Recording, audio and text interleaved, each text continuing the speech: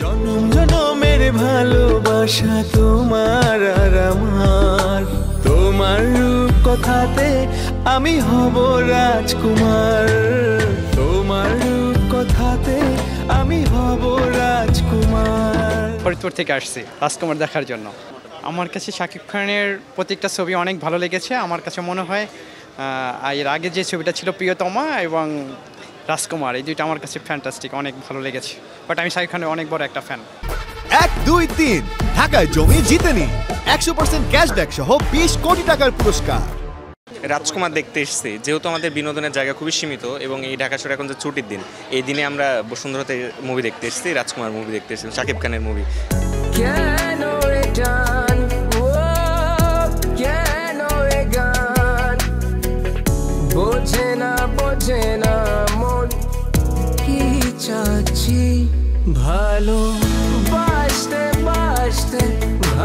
আমরা সবাই রাজকুমার মুভিটা দেখতে আসছি। গতবার আমি প্রিয়তমা মুভিটা দেখেছিলাম, খুবই ভালো লাগছে, সেই ধারায় এবার রাজকুমার দেখতে আসছি।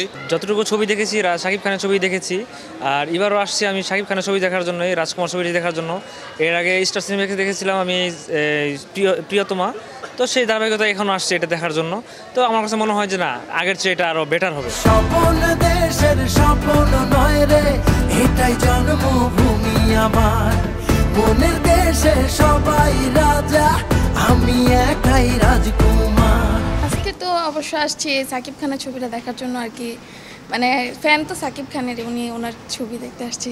আমার কাছে সবসময় সাকিব খানের ছবি অনেক ভালো লাগে, আর আমি ওর ছবিগুলো অনেক বেশি দেখা হয়। এর আগে প্রিয়তমাটাও দেখা হয়েছে।